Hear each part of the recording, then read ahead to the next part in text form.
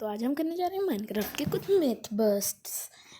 तो ये हमारा वर्ल्ड जनरेट हो गया। अरे गलत वर्ल्ड जनरेट हो गया। चलिए मैं अभी इस वर्ल्ड को सही कर देता हूँ। 3, 2 ओह हमारा वर्ल्ड सही हो गया। चलो हमारा पहला मिथ है कि अगर हम जो हैं पिंक शीप को वाइट शीप से ब्रीड कराते हैं तो एक पिंक शीप होती है। Let's check out.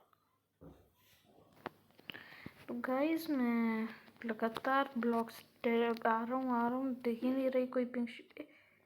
10,000 blocks guys teleport होने के बाद एक पिंक शीप दिखी है। सॉरी 10 लाख। चलिए ये हमने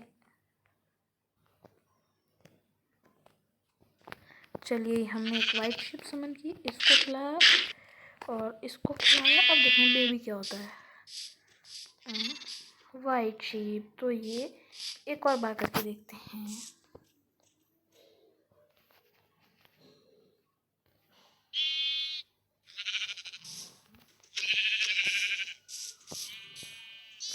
तो ये मिथ है बस्टेड।